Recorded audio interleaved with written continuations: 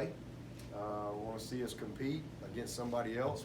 We've competed, we had 3 weeks of camp. That's the longest camp we've had in quite a while, several years now.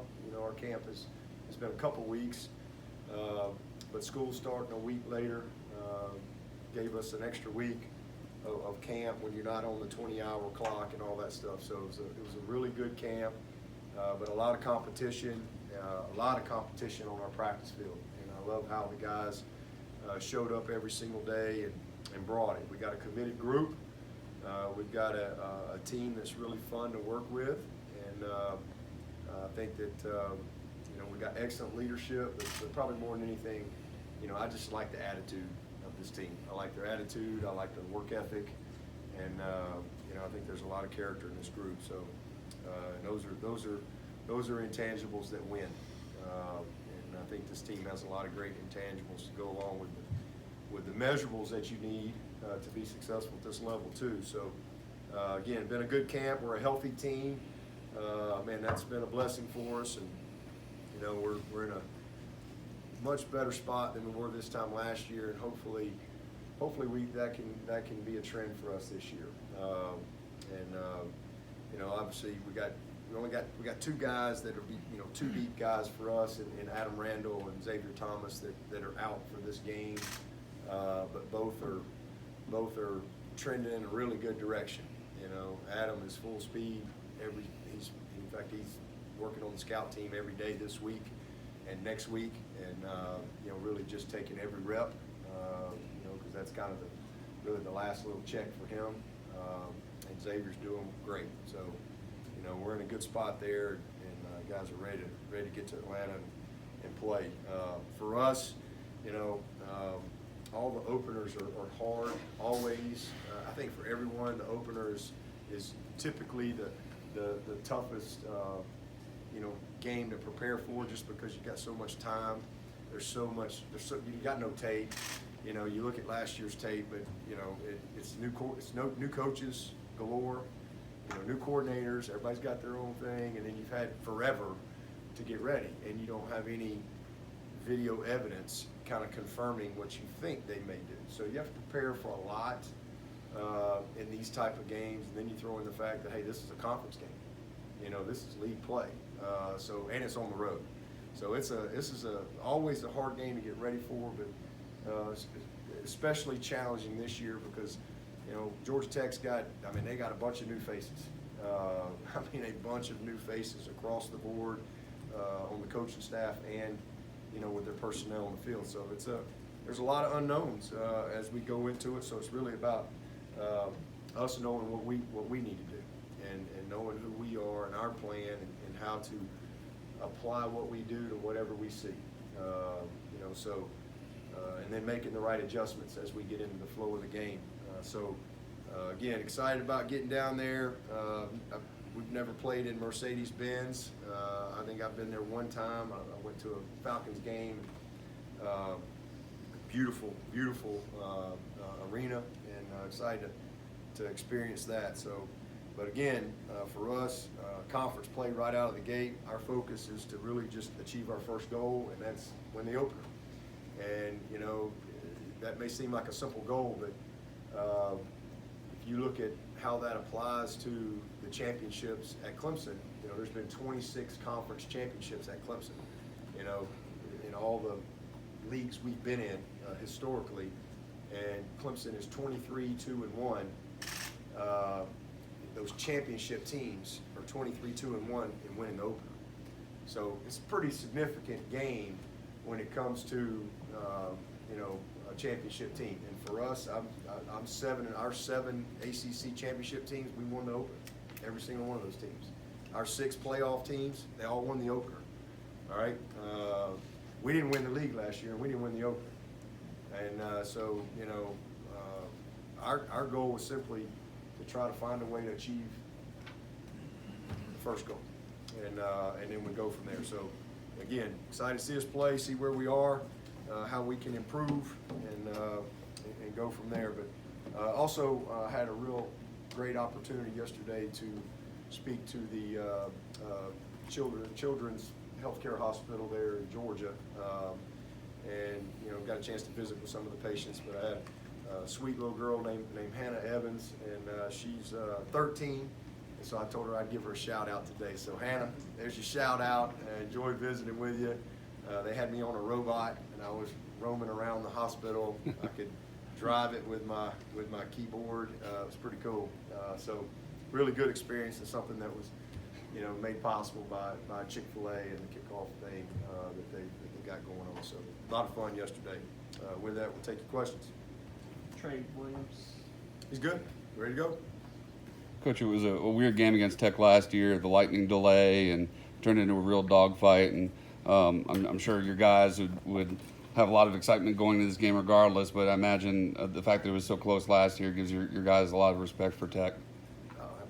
Heck yeah. I mean, we got respect for anybody that we play, and especially our conference. I mean, you got to show up ready every single week.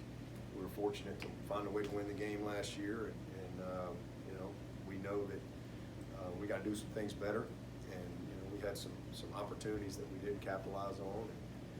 But man, I thought they played a hard-fought game just like we did. Again, we were at home and found a way to win, and now we got to go on the road and find a way to do the same thing.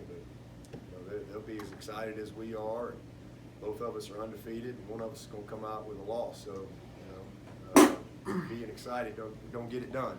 We got to go execute and earn it on the field. Dabo, Bless you. I know this is a ridiculously high bar, and like you said, you have to go earn it on the field. But as far as going into a season, how does this defensive line depth that you have compare with the other good ones that you've had before? Yeah, I mean, on paper, again, they haven't done anything or earned anything, but on paper, it reminds me of our 14 defensive line. Everybody talks about 18, and that was a great group, but really very young behind. We got lucky. You got to have some luck, to win a national championship. There's so much that's got to go into that. You got to get a little luck along the way, and we were very, very fortunate that Christian and Dexter and Cleveland and Austin played every game, and we had Albert. We kind of had 5 guys, and if you really look at the roster, we were really young and very inexperienced and very unproven behind those guys. And those guys had to play a lot of snaps. We had a very young Justin Foster that was moving from linebacker. We had Logan Rudolph. Xavier Thomas was a true freshman. And some other young guys in there. And so we were very fortunate. But that's what it takes to have a season like that. Our 14 team, just the opposite. And they had some misfortune. Go back and look at that team. Our 14 team is, heck, all them guys are still, you look at that D tackle group, Sean Williams, he's on year 8 with the Broncos, Carlos Watkins, DJ Reader, Grady Jarrett. I think Josh Watson was in that group as well. I think Brandon Thompson was gone. But it was, and Dan Brooks was hysterical, because Dan the only guy I knew was going to start was Grady. That's just, and it wasn't because he was more talented than anybody. He just separated himself in every area. But that other spot, these guys are all NFL guys. But Dan would grade them all the way through the Tiger Wall, and how he felt like they looked in pregame, and then he'd say, "Oh, you run up there," And I never even worried about who was playing. You had Shaq and Vic. 2 first-rounders, Kevin Dodd, a second-rounder, Tavares Barnes, Corey Crawford. You had 5 guys at the end that could all play. And so they were all experienced guys. So to me, again, everybody talks about 18, but the makeup of the D-line reminds me more of 14, just because we have not just depth, we have some really, really talented players in there. And, I think we can play a lot of people. I don't think there's anybody that's got to go play 60 snaps. I think that's a blessing for us. So on paper, we're talented. We've got good depth there. We're going to get X back here soon. But they got to go. They got to go do it. I can't compare. That group that defense in 14 led the nation in every statistical category. I think every one. There might have been one they didn't, and they were second. So they were. I still have a picture of that defense in my office. That was a really special group, and I can't mention this group in the same breath because they ain't done anything, But again, don't play it on paper. But it's a talented group that has the opportunity to hopefully do something special this year, if we can stay together. And then 14, you know, offensively, Sean got hurt, you know, and had a couple challenges there, but you know, that team finished well, and I thought built a good foundation.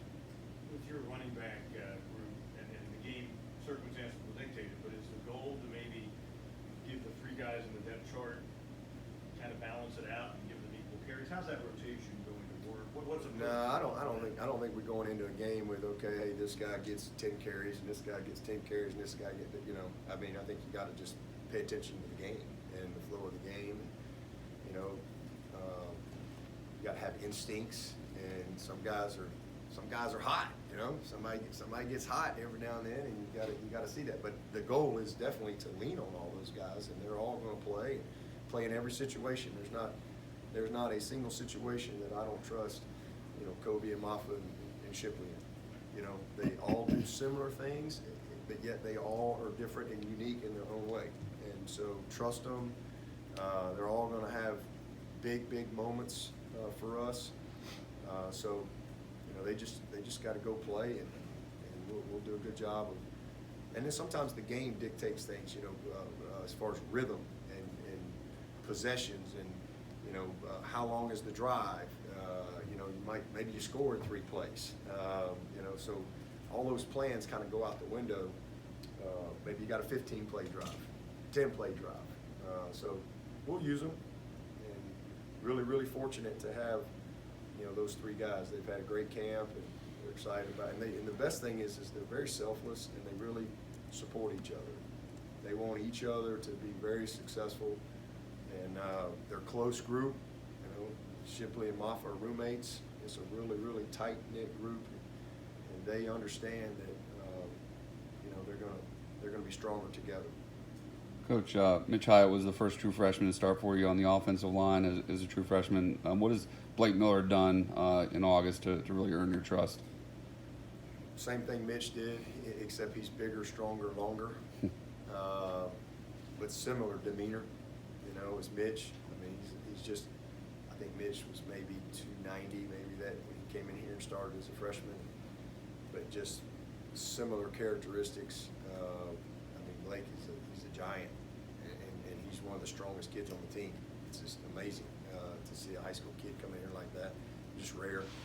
And then, you know, obviously he came in January, so his ability to have the opportunity to go through some installation and really, you know, physically he was ready, which is rare for a lineman, really any position, but mentally, you know, just took to it, you know, like a fish in the water, and that's the way Mitch was. So, you know, that's why he is where he is. He's earned it. It's created some opportunity and flexibility with that entire group, but really proud of him. He and Sadler, the other true freshman that came in January, both really talented, you know, freshmen that'll help us this year. You get ready to get on the bus Monday. What's going to be one thing that you're like, you haven't seen your team play since last December? What's one position group or one thing that you're like, I can't wait to see this and see how it turns out? Offensive line. We'll see them play. We'll see them. You know, it's just been a great group, man. It's been a great offseason. I mean, look at Putnam. You know, being able to move him in the spring was awesome. He's healthy. He's 314 pounds. He's just transformed himself. Walker Parks this time last year, getting ready to get his first start. You know, and this guy is a really good football player. It's unbelievably committed, passionate. You know, just he's in a different place. Marcus Tate. You know, this time last year, true freshman, really wasn't ready to start, but it's just kind of where we were. And you know, I'm excited. J Mack is J Mack. He's got one senior, and he is really a special guy. And, you know, those 2 juniors in there, you know, are doing a great job for us in Putnam and Park. So just like the makeup of the group, and excited about it. And then the depth that we have. You know, I mean, we've got, I think, you know, 8 or 9 guys that I wouldn't have a problem putting in the game at any point. And so I'm excited about where we are, but really just see them go do it. They got to go do it. seen them compete on this.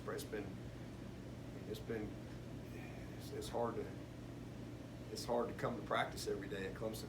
You know, if you're an offensive lineman, you better show up ready with the bunch you're practicing against. So it's been a lot of fun to watch them kind of go through that since last spring, and so just ready to go see them play somebody else. Dabo, you mentioned that Dietrich was the guy that could have possibly started